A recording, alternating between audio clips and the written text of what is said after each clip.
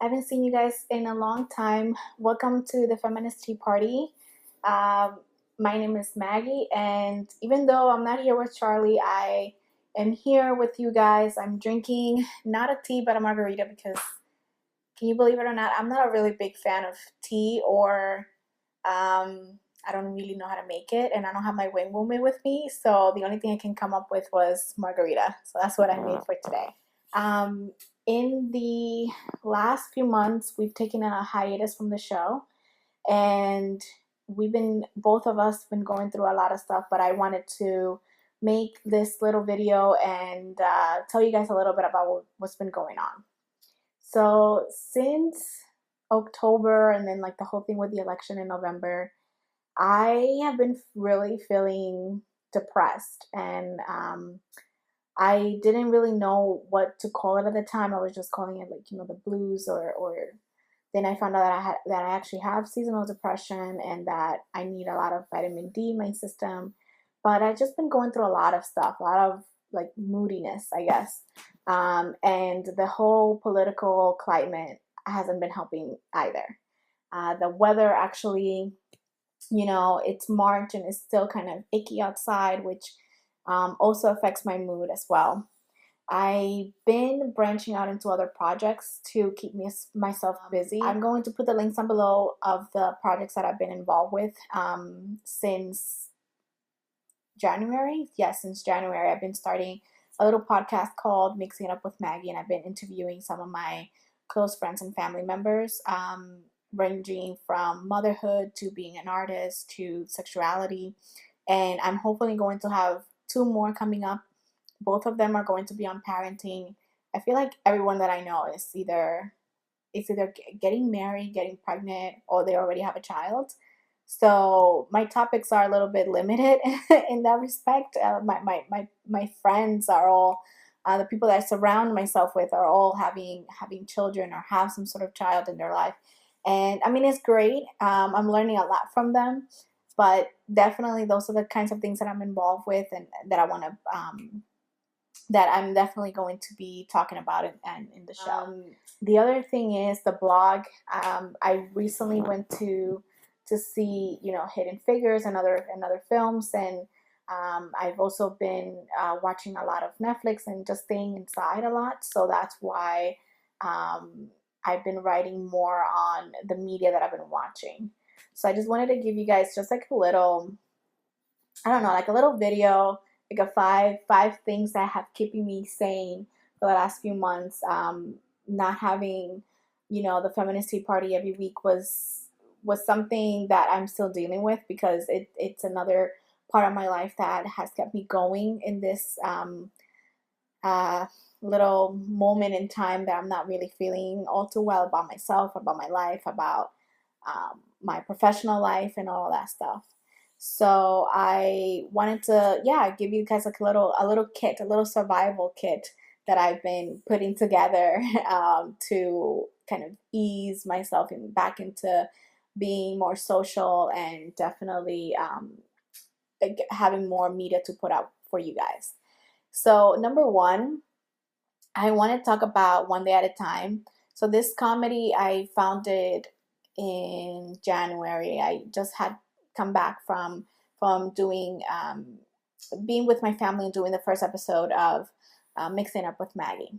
And I watched it, I think, in like 2 days. I got to the weekend and I watched it. It was something that was recommended to me over and over and over by Netflix. Just like every time I would go on it, I would be watching something like Black Mirror, or I'll be watching episodes of Charm or anything else, and it just would pop up. So I'm like, okay, oh my God, it's Rita Moreno. Let me go check it out. So I wrote an article about it, but it's definitely a remix on the original One Day at a Time comedy. And this one portrays a Latino family, a Cuban American family, and their issues. It's really great. I love the fact that it mixes humor with heart. It's really smart and witty as well. And the fact that I can watch it with my mom is a really big deal for me. I've been spending a lot of time with her. And finding content that we can both watch in Spanish has been much more difficult than I thought. And I'm not saying like novelas, because they pop up every every second on like Univision or Telemundo or whatever. But I wanted to show her, you know, much more of a hearty kind of content, not just, you know, regular soap operas that we normally watch. Media magazine has been another bit of like a lifesaver for me. I knew about Bitch Media because when I was doing the Feminist Tea Party with Charlie, we would have to do research on feminist news, and obviously that was a really good source for us to use, and we've used it before. But then my friend Destiny from Texas, who we were having a conversation on Mixing Up with Maggie about social activism. She recommended I go through and give them a try and give them a subscription so that I can get their emails um, every day. Like it was like a source of news, of feminist news every day. So I got that, and then I started to dig into how can I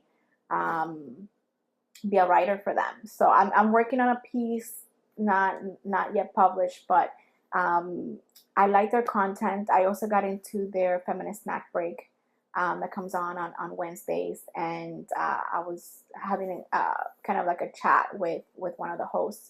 So I don't know, it's really great. It's a really great source of news, articles, like different topics from all different angles, and I really like it. I really enjoy it, and it's been something that I look forward to every day, reading through in my email, and then also on Wednesdays having the ability to catch the feminist snack break.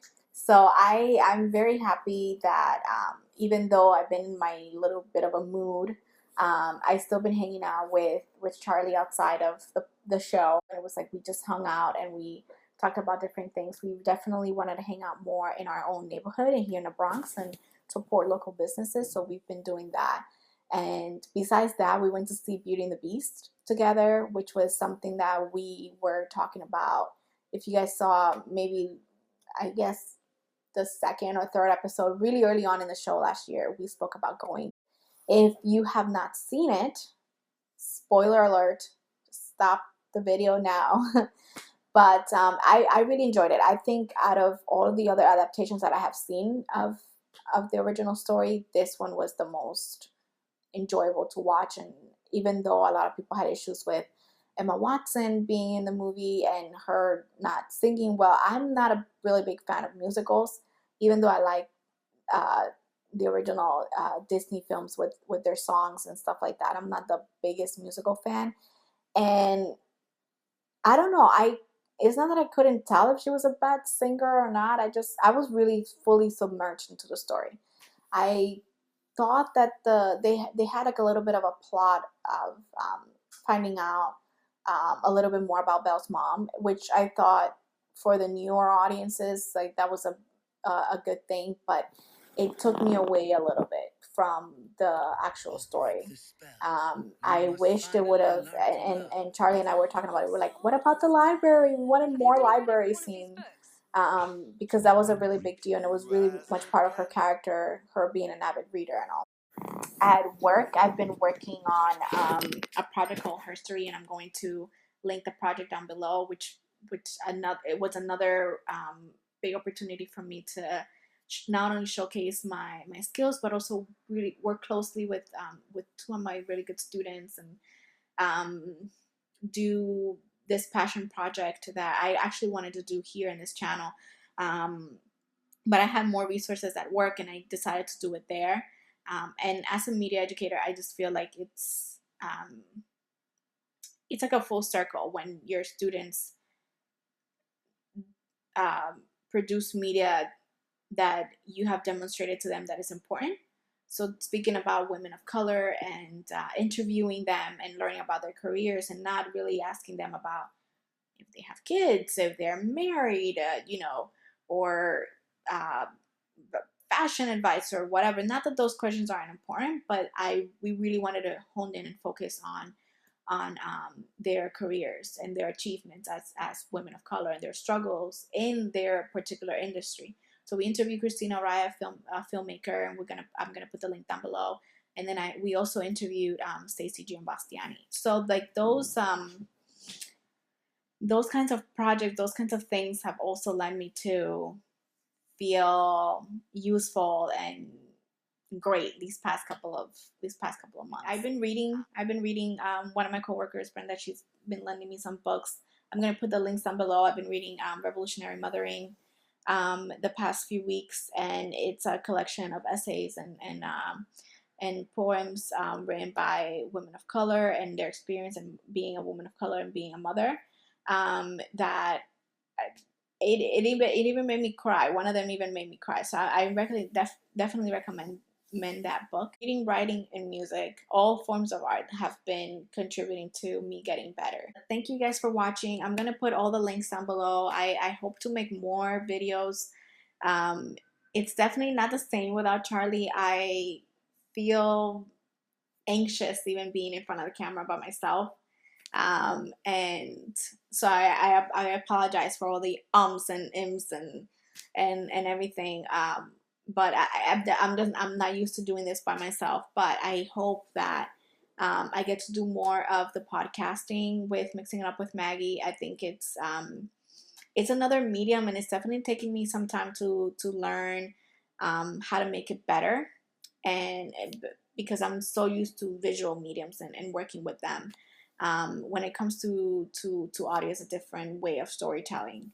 So I've been working on with that, and I want you guys to go and follow me on SoundCloud and check out the blog. I am also wanting to open the blog to submissions, so please stay tuned for that. I am going to start posting more on social media. I want to get back into it, and even though we're not going to have like the same format of the show, I still want to come and like do an interview or do something a little bit different, but within the channel and within the concept of intersectional feminism, and putting out really good content on that features women of color specifically, but people of color as well.